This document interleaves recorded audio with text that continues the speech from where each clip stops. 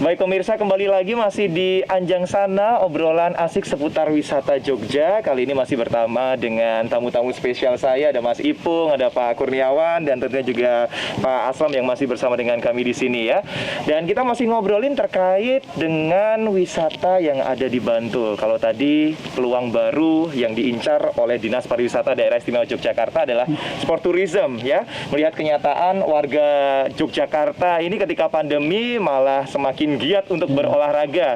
Lebih tepatnya adalah olahraga sepedaan. Nah, sebelum nanti kita akan bertanya juga sama Mas Ipung. Mas Ipung bagaimana menanggapi peluang terkait dengan tren gaya baru masyarakat sekitar. Saya ingin bertanya dulu, Mas Ipung ini kan pengelola wisata yang ada di Hutan Mangunan ya.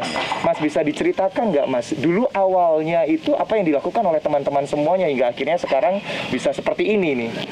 Ya, kita mencoba untuk mengkolaborasi antara hutan itu sendiri, kemudian dengan karya-karya sentuhan masyarakat lokal itu sebagai tempat-tempat swafoto, kemudian beberapa fasilitas yang sifatnya bisa untuk publik, seperti tempat pertemuan, kemudian di situ juga kita kolaborasi dengan adanya desa wisata, penginapan, kuliner, budaya, itu yang kita kerjakan di awal itu. Oke. Sejauh ini saya dulu pernah mampir ke Hutan Mangunan adalah foto-foto di sana. Namun selain itu sebenarnya ada apa aja di sana, Mas? Jadi kalau kerangka besarnya itu ada dua rumah pokok untuk mengembangkan itu. Yang pertama adalah wana wisata, kemudian yang kedua itu desa wisata.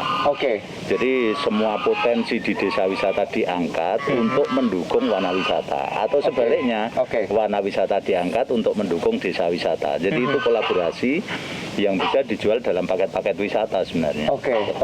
Baik ya, jadi nggak cuma mampir doang terus habis itu pulang, tapi bisa mencoba menginap di Hutan Mangunan ya. Bahkan kalau nggak salah kemarin saya dengar kabar juga ada glamping juga di Mangunan akhirnya ya. Iya, dalam pengembangan baru 1 tahun terakhir ini. Itulah yang nantinya berguna untuk menarik minat wisatawan supaya betah nih, nggak cuma mampir doang tapi bertahan juga akhirnya nginap di sini. Mas, dari Maret 2020 kita semuanya mengalami pandemi virus corona. Bagaimana teman-teman pelaku usaha wisata yang ada di sana, Mas? Jadi ketika pandemi itu tersiar luas, kemudian masyarakat sangat merasakan secara langsung, begitu dampaknya luar biasa. Yang pertama ya jelas kita mengalami stressing yang luar biasa. Tapi lama-kelamaan kemudian kita mencoba untuk mengadaptasi, karena tidak mungkin ketika tidak ada pengunjung kemudian kita tinggalkan, itu tidak mungkin. Kita tetap merawat, bahkan bagaimana justru mengkonsep hal-hal baru untuk dikembangkan, itu yang kita lakukan.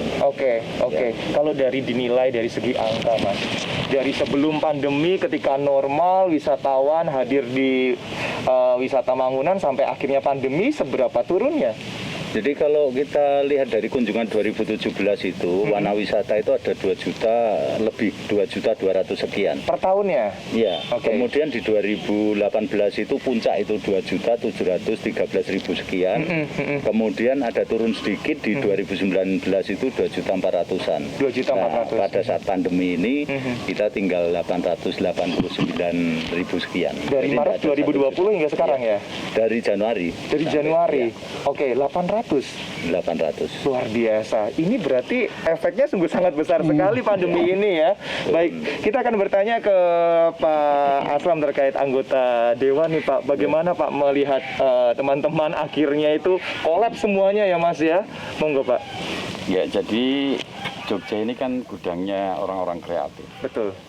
Terhadap pandemi ini selalu apa yang ngendikake Pak Gubernur dalam itu, pandemi itu aja wedi karo pandemi, tapi kenali pandemi itu.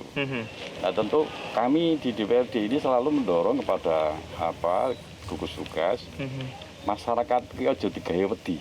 Tapi bagaimana masyarakat itu aware, kenal dengan pandemi itu. Betul, hidup berdampingan. Karena apa? Karena ekonomi harus jalan. Tidak bisa kemudian dibikin kebijakan yang ketat, wisata padat, mati itu. Nggak bisa. Nggak bisanya itu begini, kalau misalnya setahun saja tutup rekep gitu, bukan hanya soal bagaimana cash flow-nya teman-teman, akan tetapi ngerumat destinasi ini kan juga setahun ini waktunya cukup lama. Sehingga kebijakan yang dipakai oleh pemerintah daerah kita dorong bahwa ekonomi tetap jalan. pada yang sama tetap kita menjaga prokes. Ya. Prosedur kesehatan untuk masa pandemi ini. Maka di Jogja ini teman-teman Dinas Pariwisata di Yeni Kreatif ada kegiatan pelesiran Jogja masa pandemi ini. Ya.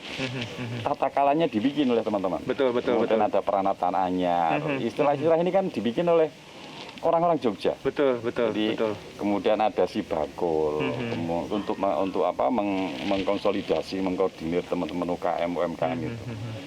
Nah, kalau saya ini skema-skema pola-pola yang dilakukan teman-teman pelaku wisata di Jogja, kemudian teman-teman di Dinas Pariwisata ini menurut saya bagus. Ya. Artinya terhadap goncangan apapun itu bagaimana masyarakat tetap survival. Ya. Gitu. Teman-teman di tingkat OPD pemerintah daerah juga tetap survive dalam mendampingi masyarakat untuk apa? Untuk agar ekonominya tetap jalan, pendidikan tetap melaku. Betul.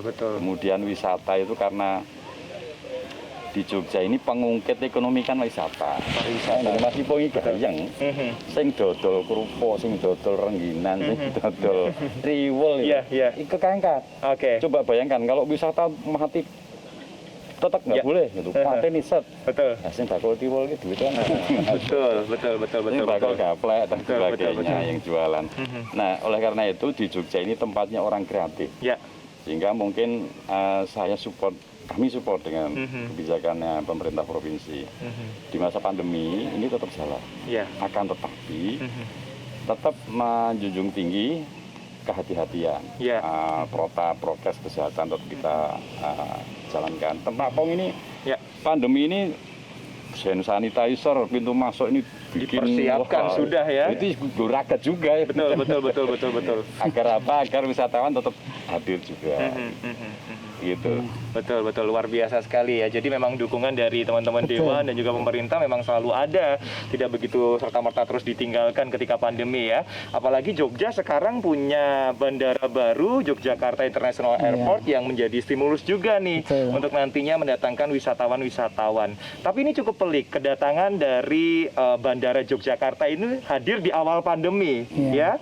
Kita bermaksud untuk menghidupkan wisatawan yang ada di Jogja, wisata yang ada di Jogja, namun kepentok pandemi. Nah, dari Dinas Pariwisata sendiri aksinya seperti apa, Pak? Iya, jadi kami tetap berusaha untuk promosi, walaupun mungkin secara virtual, yang tujuannya tetap meyakinkan baik itu wisatawan mancanegara maupun wisatawan Nusantara mengenai kepercayaan mereka terhadap destinasi di kita.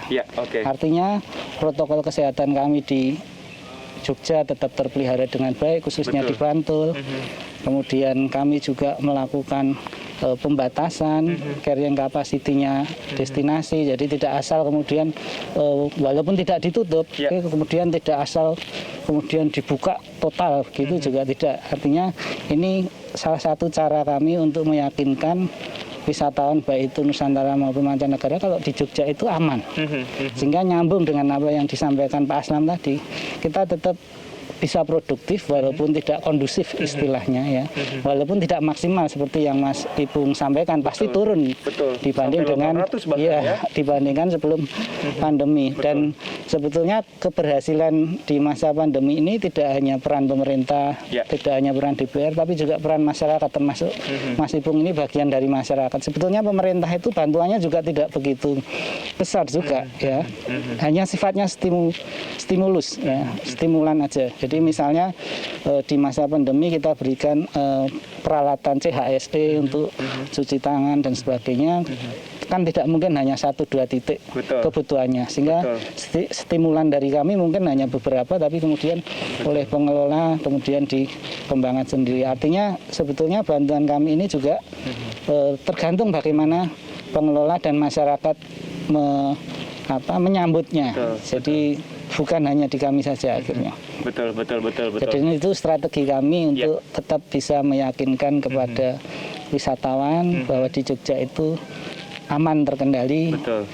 Destinasinya tidak seperti yang dibayangkan. Betul. Jadi salah satu caranya untuk menarik wisatawan lagi adalah memastikan kalau di Jogja itu aman dan juga nyaman untuk berwisata ya. Betul, karena memang beban moral juga. Kita sudah dibuatkan bandara yang luar biasa megah itu, kapasitasnya juga banyak, tapi kalau kita tidak bisa untuk mengoptimalkan wisata yang ada di Yogyakarta, sama aja nantinya ya. Baik, kita masih akan ngobrol lagi, topiknya masih sama dan pastinya masih banyak pertanyaan-pertanyaan yang akan saya berikan kepada bapak-bapak semuanya yang ada di sini ya. Tapi kita akan jeda sejenak, pemirsa jangan kemana-mana, tetap bersama dengan kami tentunya di Anjang Sana, obrolan asik seputar wisata Jogja. Kita akan segera kembali sesaat lagi.